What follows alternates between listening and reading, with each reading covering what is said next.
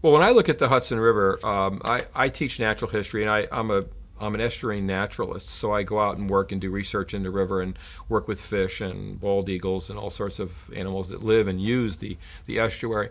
At the same time, I teach anthropology and archaeology. And the interesting thing is today, among contemporary groups of people, they'll look at those two and they won't see a connection between that. And yet, if we were living here in the Hudson Valley prior to Henry Hudson, if you were not a naturalist, if you were not someone who understood the natural cycles of the Hudson River and the land, you probably were not going to survive.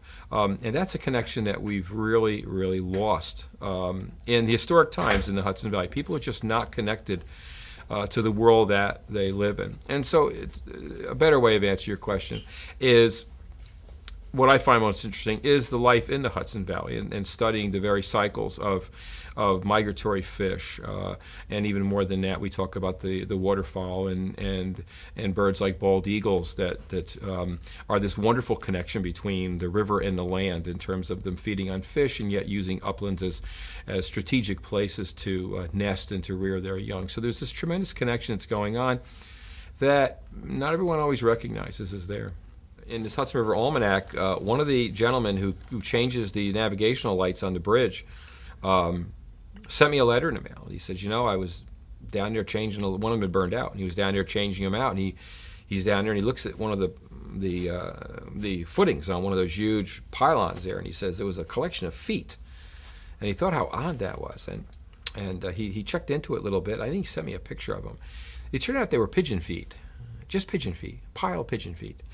Come to find out, there's peregrine falcons that live on that bridge. And, they don't really build a nest. They use kind of like what they call a little scrape. It's a little area where they lay eggs and they monitor them all, but they don't really build a nest. But anyway, there's peregrine falcons living on that nest. Peregrine falcons, their favorite meal is to go and catch a pigeon, which is not easy, but they're able to do it because pigeons are incredibly fast. What the pigeons would do would catch a falcon, or catch a pigeon, fly down to the stanchion, and sit there and eat the whole pigeon except for the feet. And so over time, the feet collection kept piling up on that bridge.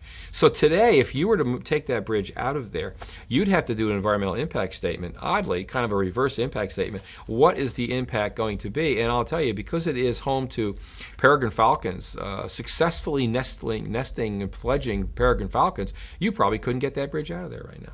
Over time, the very physical structure of that bridge has created a flow, an ebb and flow to the tidal currents that is now perhaps something aquatic life is depending upon, where there are eddies around the bridge, where there's backwaters around the bridge.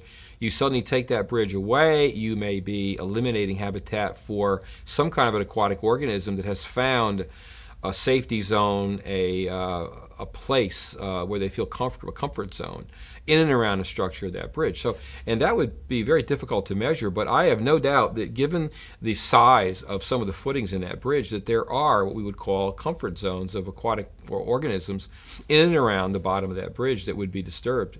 Add that in with the peregrine falcons.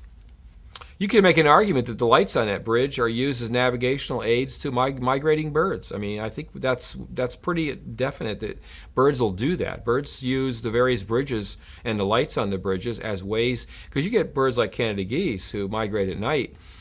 We think, there's this romantic idea. They look up at the constellations, and that's how they know where they're going. And there's a lot of good information to suggest that they're looking at lights on bridges. The thing about that bridge, where it's located, you have to take that in consideration too.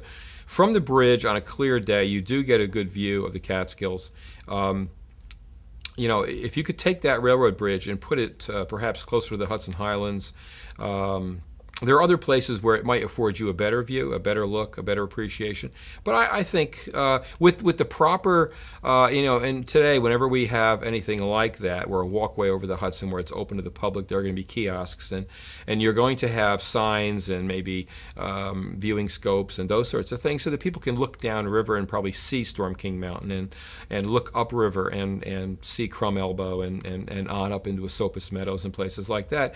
So with a little help and a little guidance and a little education that would naturally come with such a venture, I think the bridge will definitely be a positive educational addition to what we already have in the Hudson.